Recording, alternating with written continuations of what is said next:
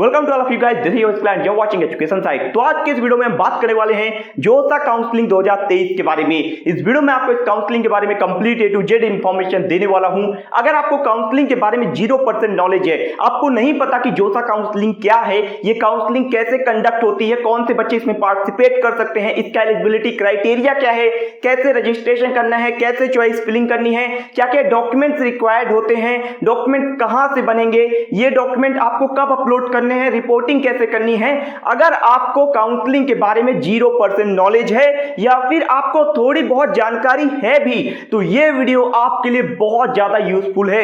अगर आप वीडियो को एंड तक देख लेते हैं तो मैं इस बात की गारंटी दे सकता हूं, वीडियो हालांकि थोड़ी लंबी है, अगर आप टाइम निकाल के इसको एंड तक देखते हैं बिना स्किप किए, तो मैं इस बात की गारंटी दे सकता हूं कि वीडियो के एंड में आपको इस काउंसलिंग के बारे में एक्सपर्ट लेवल का यानी 100% नॉलेज हो जाएगा और आप अपनी काउंसलिंग स्मूथली कर पाओगे। क्योंकि बच्चे कई बार ऐसी मिस्टेक करते हैं जो कि काउंसलिंग के टाइम पे उन्हें काफी भारी पड़ती है। तो ऐसी मिस्टेक नहीं करनी, तो वीडियो को जरूर लास्ट तक देखो, बिल्कुल मेरा यही सजेशन है। बाकी आप स्किप करना चाहो तो आपकी खुद की मर्जी है, बट स्किप मत करना क्योंकि बहुत इंपॉर्टेंट वीडियो है। सारे टॉपिक हम डिटेल में कवर करेंगे। तो चलिए वीडियो को स्टार्ट करते हैं। अगर पसंद आती तो लाइक जरूर करिएगा, दोस्तों के साथ शेयर करिएगा, एंड चैनल पे नहीं तो सब्सक्राइब कर लो, क्योंकि हमारे चैनल पे आपको जोसा काउंसलिंग से रिलेटेड बहुत इंपॉर्टेंट कंटेंट मिलने वाला है जो कि आपको काउंसलिंग में काफी हेल्प करेगा। तो चलिए स्टार्ट करते हैं। सबसे पहले बात करते हैं कि जोसा काउंसलिंग है क्या। तो जोसा का फुल फॉर्म है ज्वाइंट सीट एलोकेशन अथॉरिटी। जोसा बेसिकली एक एजेंसी है, जैसे एनटीए है नेशनल टेस्टिंग एजेंसी। तो एनटीए का क्या काम है? एनटीए का काम है जेईई मेन का एग्जाम लेना एंड उसका रिजल्ट रिलीज करना। इसी तरह जोसा है, जोसा का काम होता है जो आईआईटी, एनआईटी, ट्रिपल आईटी और जेएफटीआई है, उनके अंदर जो बीटेक का, बीआर्क का एंड बी प्लानिंग का कोर्स होता है, उसके लिए एडमिशन प्रोसेस कंडक्ट करना। जोसा काउंसलिंग में 23 IIT, 31 NIT, IIEST Shivpur, 33 GFTI and 26 triple IT participate करते हैं। इसकी ऑफिशियल वेबसाइट josa.nic.in है, जिसका लिंक वीडियो के डिस्क्रिप्शन बॉक्स में मैं दे दूंगा।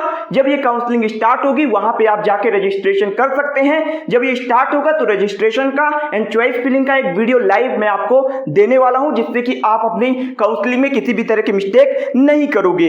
अब बात करते हैं कि एडमिशन प्रोसेस क्या है जोसा का। तो जोसा के लिए सबसे पहले जेईई मेन का एग्जाम देना होगा। जेईई मेन 2023 का एग्जाम आप देंगे, इसके बाद उसका रिजल्ट आएगा। रिजल्ट में जो बच्चे अपनी कैटेगरी के कट ऑफ को क्लियर करेंगे वो जेईई एडवांस के लिए एलिजिबल होंगे। फिर जेईई एडवांस का रजिस्ट्रेशन होगा, जेईई एडवांस का एग्जाम होगा, फिर जेईई एडवांस का रिजल्ट आएगा। तो जेईई एडवांस का रिजल्ट आना है 18 जून को, एंड आपकी जोसा की जो काउंसलिंग है वो जेईई एडवांस के रिजल्ट के बाद स्टार्ट होगी, यानी 19 जून से आपकी काउंसलिंग स्टार्ट होगी। अब बात करते हैं कि काउंसलिंग में कौन कौन से बच्चे पार्टिसिपेट कर सकते हैं। तो काउंसलिंग में अगर आप जेईई मेन एग्जाम दिए हैं, आप भले अपनी कैटेगरी के कट ऑफ को क्लियर ना किए हों, इंटरनेट पे आप जाके देखेंगे तो उसमें कई जगह लिखा हुआ है कि अगर आप अपने कैटेगरी के कट ऑफ को क्लियर नहीं किए तो आप जोसा काउंसलिंग नहीं कर पाएंगे, जेईई मेन क्वालिफाइड नहीं है तो जोसा काउंसलिंग नहीं कर पाएंगे। लेकिन ऐसा बिल्कुल नहीं होता है।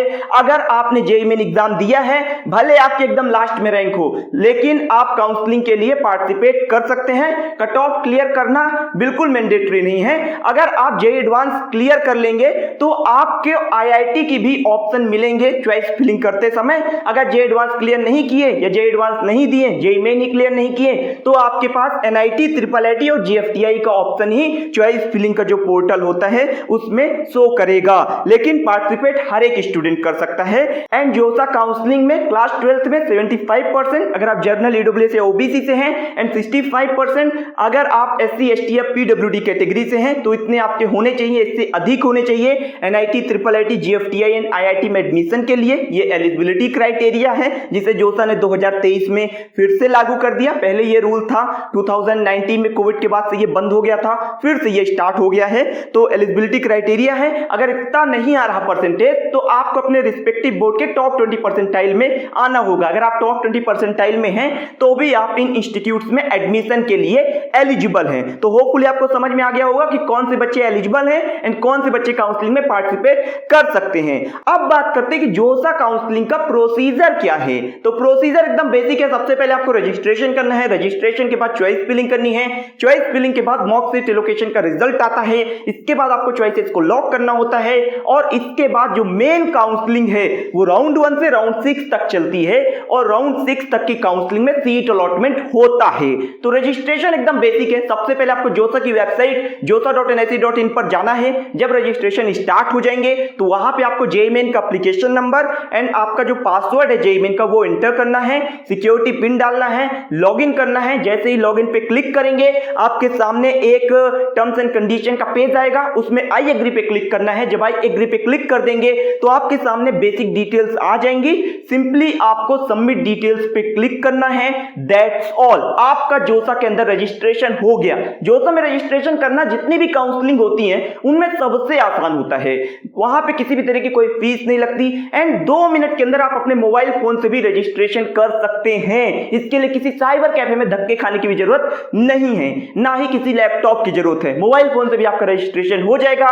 जब रजिस्ट्रेशन कंप्लीट हो जाएगा इसके बाद आपको चॉइस फिलिंग का पेज दिखेगा एंड वहां पे आपको चॉइस फिलिंग करनी है। अब चॉइस फिलिंग कैसे करें? तो चॉइस फिलिंग करने से पहले आपको पिछले 2 से 3 साल के डेटा का एनालिसिस कर लेना है कि कितनी कट ऑफ जा रही है। उसका पूरा आप रफ में ऑर्डर सेट कर लीजिए। आपकी क्या रैंक है, उस रैंक के अकॉर्डिंग एंड आपकी क्या डिमांड है, क्या रिक्वायरमेंट है, आपको क्या मिल पा रहा है, वो सब चीजें ध्यान में रखते हुए पहले आप पेन पेपर लेके पूरा चॉइस फिलिंग ऑर्डर बना लीजिए अच्छे से। प्रीवियस ईयर के 2 से 3 साल का डेटा मैं डिस्क्रिप्शन में दे दूंगा, वहां से जाके आप देख सकते हैं। जोसा की वेबसाइट पे भी अवेलेबल है। तो वहां पे पहले एनालिसिस करिए, रफ पे पूरा आप बना लीजिए कि क्या क्या आपको मिल पा रहा है, कैसे ऑर्डर रखना है आपको एंड इसके बाद आप जोसा की वेबसाइट पे जाइए, लॉगिन करिए और अपनी चॉइस फिलिंग करिए। जब आपका चॉइस फिलिंग कंप्लीट हो जाएगा इसके बाद आपके मॉक सीट अलॉटमेंट का रिजल्ट आएगा। अब मॉक सीट अलॉटमेंट क्या है? तो जैसे कोई एग्जाम देते हो, फॉर एग्जांपल आप जेईई मेन का एग्जाम दे रहे हो, तो जेईई मेन एग्जाम के पहले मॉक टेस्ट देते हो ना कि हमारी प्रिपरेशन कैसी है, हमारा कितना स्कोर बन रहा है।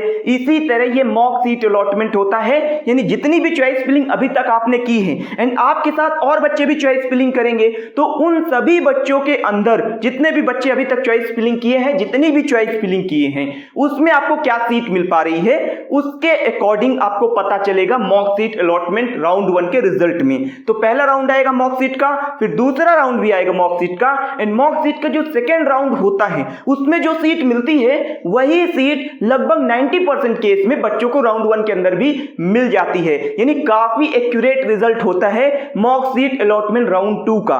तो आप अगर सेटिस्फाई है अपनी सीट से तो आप क्या करिए कि चॉइस फिलिंग को लॉक कर दीजिए। अगर आप लॉक नहीं भी करेंगे अपनी चॉइस फिलिंग को मॉक सीट का रिजल्ट देखने के बाद, तो जब डेट खत्म हो जाएगी तो जोसा उन्हें ऑटो लॉक कंसीडर कर लेगा एंड जो भी ऑर्डर आपने फिलअप किया है वही ऑर्डर आगे कंसीडर किया जाएगा चॉइस फिलिंग के लिए। एंड चॉइस फिलिंग सिर्फ एक बार होती है, जो 1 राउंड से 6 राउंड की काउंसलिंग होती है उसमें बीच में किसी भी तरह की कोई चॉइस फिलिंग नहीं होती, किसी भी तरह का कोई चार्ज भी नहीं लगता जोसा में, ना तो रजिस्ट्रेशन में ना ही चॉइस फिलिंग करने के लिए। इस बात को भी ध्यान में रखिएगा। तो जब आपकी चॉइस फिलिंग हो गई एंड आपने उसको लॉक कर दिया एंड इसके बाद आपको राउंड 1 से राउंड 6 तक की काउंसलिंग फेस करनी है। तो जो राउंड 1 की काउंसलिंग है फॉर एग्जांपल उसका रिजल्ट आता है, मुझे उसमें कोई सीट नहीं मिलती, तो अगर मुझे कोई सीट नहीं मिली क्योंकि राउंड 1 में बहुत टफ कंपटीशन होता है और उन्हीं बच्चों को सीट मिलती है जिनकी काफी अच्छी रैंक होती है और बहुत बढ़िया वो चॉइस फिलिंग करके रखते हैं, उन्हीं बच्चों को राउंड 1 में सीट मिलती है। तो अगर मुझे राउंड 1 में कोई सीट नहीं मिली तो फिर मुझे कुछ करने की जरूरत नहीं है, मैं सिर्फ वेट करूंगा नेक्स्ट राउंड का।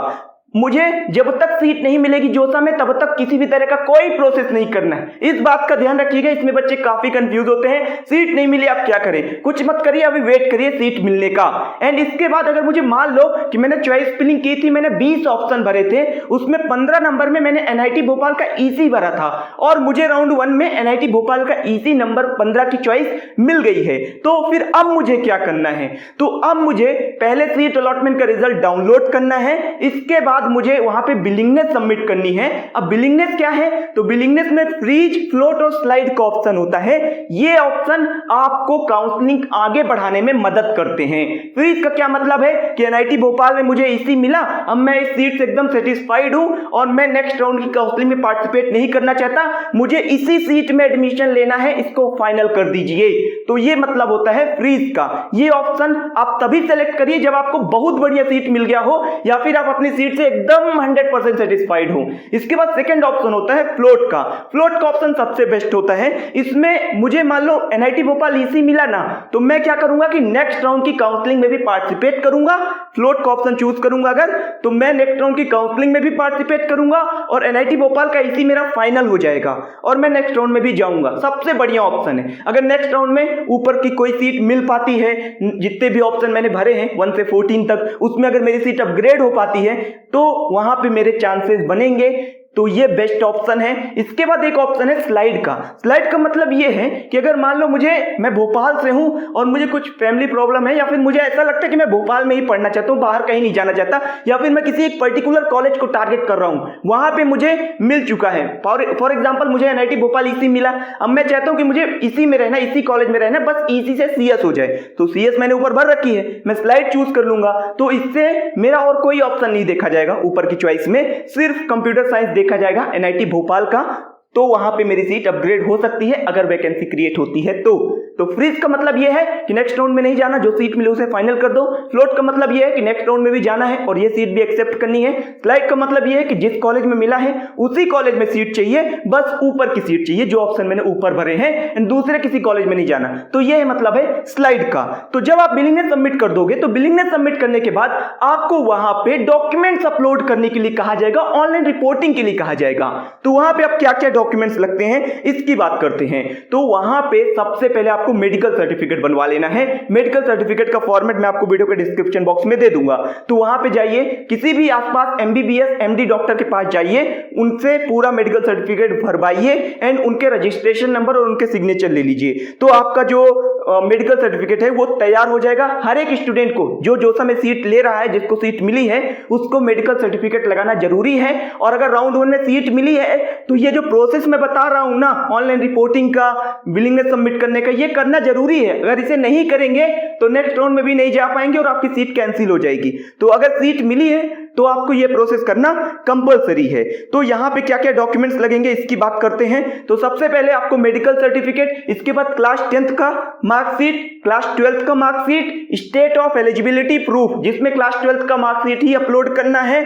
इसके बाद अगर कोई कैटेगरी लग रही है तो कैटेगरी सर्टिफिकेट, ये आपको अपलोड करना है। ये डॉक्यूमेंट्स आपको पीडीएफ फॉर्मेट में अपलोड करना है एंड इनका minimum size 50 KB and maximum size 500 KB, यानी 50 से 500 KB के अंदर पीडीएफ फॉर्मेट बना के आपको वहां पे सेक्शन अलग अलग दिखेंगे, उसमें जाके डॉक्यूमेंट अपलोड कर देने हैं और आपको वहां पे डॉक्यूमेंट रिव्यू करके और सबमिट कर देना है। जब आप डॉक्यूमेंट सबमिट कर दोगे, 10th की मार्कशीट, 12th की marksheet, state of eligibility proof, अगर कोई कैटेगरी लग रही तो category certificate and medical certificate सभी बच्चों के लिए, तो जब आप इतने डॉक्यूमेंट अपलोड कर दोगे, इसके बाद वहां पे आपसे सीट एक्सेप्टेंस फी पेमेंट के लिए बोला जाएगा। अब जो सीट एक्सेप्टेंस फीस है वो जनरल ईडब्ल्यूएस और ओबीसी वाले बच्चों को 35,000 पे करनी है एंड जो एससी एसटी और पीडब्ल्यूडी वाले बच्चे हैं उन्हें 15,000 पे करनी है। ये जो सीट एक्सेप्टेंस फीस आप दे रहे हैं, जब आप कॉलेज में जाएंगे, जिस भी कॉलेज में लास्ट में आपका एडमिशन होगा, उसी कॉलेज की जो इंस्टीट्यूट फीस होती है ना, जो फीस होती है, उसमें ये आपकी सीट एक्सेप्टेंस फीस जो है वो एडजस्ट हो जाती है।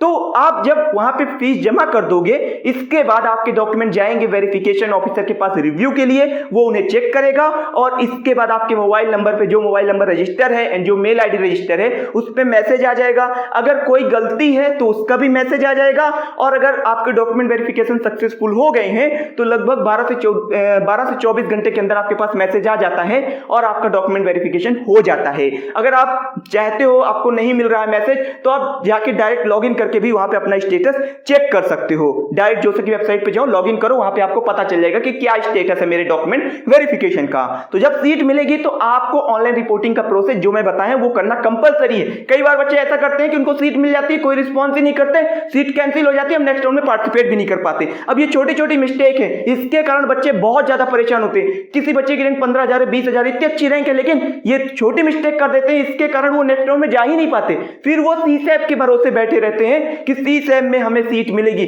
ऐसी मिस्टेक आपको बिल्कुल नहीं करनी है। इसके लिए चैनल को सब्सक्राइब करके जरूर रखिएगा। तो यह है कंप्लीट ऑनलाइन रिपोर्टिंग का प्रोसेस। इसी तरह राउंड 2 होगा, राउंड 3 होगा। राउंड 2 के अंदर कट ऑफ ड्रॉप हो जाती है, क्योंकि राउंड 1 के अंदर जब बच्चों को सीट मिलती है, ऐसी मिस्टेक जो मैं बता रहा हूं ये बच्चे बहुत करते हैं। इसके बाद सेकेंड राउंड से 5th राउंड तक जोसा की जो कट ऑफ होती है वो एकदम सिमिलर ही होती है, उसमें बहुत कम रैंक का डिफरेंस आता है, क्योंकि वहां पे बच्चे लगभग इक्वल ही रहते हैं, तो कट ऑफ में डिफरेंस कम आता है। लेकिन जो 5th राउंड है काउंसलिंग का, यानी लास्ट राउंड से एक पहले वाला राउंड, वो एक लास्ट राउंड होता है जिसमें आप अपनी सीट को विड्रॉ कर सकते हो। यानी अगर सीट मिली है, सीट से संतुष्ट नहीं हो, ऐसा लगता है कि नेक्स्ट ईयर एडमिशन लेंगे या जोसा में जो सीट मिली है वो बिल्कुल नहीं चाहिए, हमें जो पैसा हमने दिया है वो रिटर्न हो जाए, तो आप सीट विड्रॉ कर सकते हो। और विड्रॉ करने के लिए 5th राउंड यानी लास्ट राउंड से एक पहले वाला राउंड एकदम लास्ट होता है, उसमें बहुत से बच्चे सीट को विड्रॉ करके चले जाते हैं, जिसके कारण वैकेंसी फिर क्रिएट होती है और छठे राउंड में जाके कट ऑफ फिर से ड्रॉप होती है। और उन बच्चों को जिनको थोड़े थोड़े रैंक के कारण सीट नहीं मिल पा रही थी, उनको भी जोसा के अंदर सीट मिल जाती है।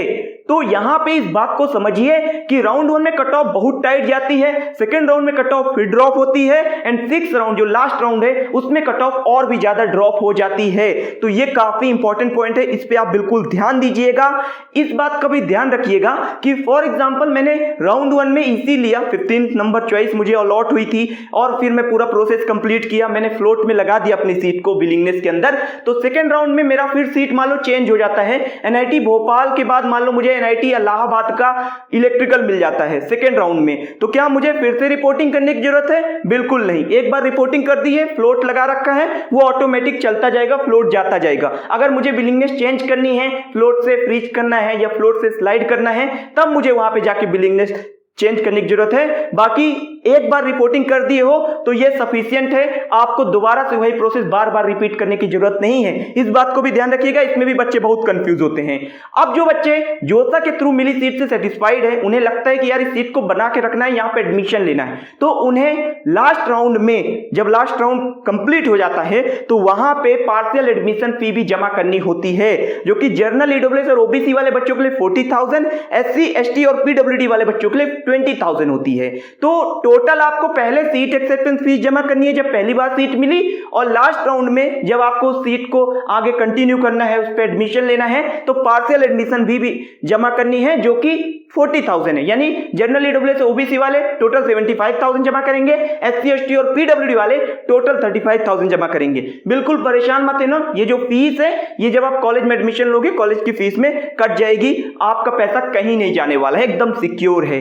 अब जब ये प्रोसेस पूरा कंप्लीट हो जाता है जोसा का, इसके बाद सीसैट काउंसलिंग होती है, सेंट्रल सीट एलोकेशन बोर्ड। यानी आईआईटी के लिए तो जोसा का छठा राउंड एकदम लास्ट राउंड होता है। आईआईटी सीएसएबी में पार्टिसिपेट नहीं करते, स्पॉट राउंड में पार्टिसिपेट नहीं करते, स्पेशल राउंड में पार्टिसिपेट नहीं करते। Special round NIT plus system के लिए होता है, यानी एनआईटी, ट्रिपल आईटी और जेएफटीआई के लिए। तो इन कॉलेजेस में जो बच्चे अपनी सीट को अपग्रेड करना चाहते हैं जोसा के बाद, वो सोच रहे हैं कि सीसैट में जाके अपनी सीट को और अपग्रेड कर लें, तो वो बच्चे पार्टिसिपेट कर सकते हैं। सीसैट के अंदर भी जोसा की सीट तो बनी रहेगी, और सीसैट में जाएंगे, अगर वहां सीट अपग्रेड हो जाएगी तो उससे ऊपर का और बढ़िया मिल जाएगा। सीसैट का रजिस्ट्रेशन अलग से करना होगा, चॉइस फिलिंग अलग से करनी होगी, और वहां पे अगर आपकी सीट अपग्रेड हो जाती है तो बहुत बढ़िया ऑप्शन बनेगा। तो जो सीटें जोसा के बाद बच जाती हैं, उनको भरने के लिए सीसैट काउंसलिंग कंडक्ट की जाती है। एंड इसके बाद जब काउंसलिंग खत्म हो गई जोसा की और सीएसएबी की, इसके बाद आपको एक टाइम ड्यूरेशन दिया जाएगा। उस टाइम ड्यूरेशन में आपको कॉलेज में जाकर रिपोर्ट करना होगा, सारे डॉक्यूमेंट जमा करने होंगे, फीस वगैरह जो भी बैलेंस अमाउंट है, यानी जो आपका पार्शियल एडमिशन फी है एंड सीट एक्सेप्टेंस फी है, उसको काटने के बाद जो बैलेंस अमाउंट बचा है वो आपको जमा करना होगा। इसके बाद आपका एडमिशन फाइनलाइज होगा। तो जो डेट दिया जाता है उस डेट में कॉलेज में जाके फिजिकल रिपोर्टिंग होती है, ये लास्ट वाली। यहां पे डॉक्यूमेंट्स क्या लगते हैं वो बता देता हूं। तो फिजिकल रिपोर्टिंग के टाइम पे नोट कर लीजिए, क्लास 10th का मार्कशीट, क्लास 12th का मार्कशीट, स्टेट ऑफ एलिजिबिलिटी जिसमें क्लास 12th का मार्कशीट ही लगेगा, मेडिकल सर्टिफिकेट जिसका फॉर्मेट वीडियो के डिस्क्रिप्शन में दिया है, कैटेगरी अगर कोई लग रही है तो कैटेगरी सर्टिफिकेट, उसका फॉर्मेट भी डिस्क्रिप्शन में दिया है, बैंक पासबुक का फोटो भी चाहिए, ट्रांसफर सर्टिफिकेट, माइग्रेशन सर्टिफिकेट, ये दोनों आपको स्कूल से मिल जाएगा। इसके बाद पासपोर्ट साइज फोटो आपको अपनी 6 लेके जानी है, जो कि रिसेंट क्लिक होनी चाहिए, आधार कार्ड हो या फिर वोटर आईडी हो, एंड डॉक्यूमेंट वेरिफिकेशन लेटर। जब आप पूरा प्रोसेस कंप्लीट कर दोगे ना, सीट एक्सेप्टेंस फीस वगैरह जमा करके, इसके बाद एक डॉक्यूमेंट वेरिफिकेशन लेटर आपको मिलेगा, पोर्टल पे लॉगिन करोगे तो वहां पे उसे डाउनलोड करके उसको भी लेके जाना है, सीट एक्सेप्टेंस लेटर भी लेके जाना है, वो भी वहीं से मिल जाएगा, सीट अलॉटमेंट लेटर जो है, इसके बाद लॉक चॉइस का प्रिंट आउट अपने साथ रखना and JEE main and JEE advance का रिजल्ट अपने साथ लेके जाना। तो ये वो डॉक्यूमेंट्स हैं जो आपको कॉलेज में लेके जाने हैं, वहां पे सबमिट करने हैं। इसके बाद बैलेंस फीस जो है वो सबमिट करनी है और आपका एडमिशन फाइनलाइज हो जाएगा। तो ये है कंप्लीट इंफॉर्मेशन जोसा काउंसलिंग 2023 के बारे में। देखो काउंसलिंग एकदम बेसिक है, इसमें कुछ ज्यादा नहीं है, आपको किसी भी तरह का कोई कंफ्यूजन नहीं होना चाहिए। मैं एकदम शॉर्ट में ओवरव्यू बता रहा हूं। सबसे पहले आपको जोसा के लिए रजिस्ट्रेशन करना है, जोसा की वेबसाइट पे जाके रजिस्ट्रेशन के बाद आपको चॉइस फिलिंग करनी है। चॉइस फिलिंग करने के बाद आपको सीट अलॉटमेंट का रिजल्ट आएगा। अगर उसमें सीट नहीं मिलती तो सिर्फ वेट करना है, कुछ करने की जरूरत नहीं है। अगर सीट मिल जाती है तो आपको वहां पे जो ऑनलाइन रिपोर्टिंग का प्रोसेस है वो कंप्लीट करना होता है। ऑनलाइन रिपोर्टिंग में आपको बिलिंगनेस सबमिट करनी है, डॉक्यूमेंट्स अपलोड करने हैं एंड जो सीट एक्सेप्टेंस फीस है वो जमा करनी है। एंड ये वीडियो अगर आप कंप्लीट देखें स्टार्टिंग से लास्ट तक बिना स्किप किए हो तो मुझे नहीं लगता कि किसी भी तरह का कोई डाउट आपके माइंड में है। लेकिन अगर अभी भी कोई डाउट है, 1% का भी डाउट है, तो कमेंट सेक्शन पे जरूर पूछिए, हम आपकी पूरी हेल्प करेंगे। एंड अगर आपको जोसा काउंसलिंग 2023 के लिए हमारी काउंसलिंग सपोर्ट टीम का सपोर्ट चाहिए तो डिस्क्रिप्शन में डिटेल्स दी हुई हैं, वहां पे जाके आप हमारी काउंसलिंग सपोर्ट टीम को कांटेक्ट कर सकते हैं। तो वीडियो दोस्तों के साथ शेयर करिए, जितना शेयर कर सकते हैं उतना शेयर करिए, क्योंकि बच्चे काउंसलिंग में बहुत मिस्टेक करते हैं, इसके बाद पछताते हैं।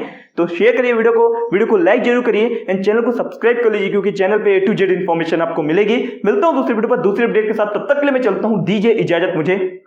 जय हिंद।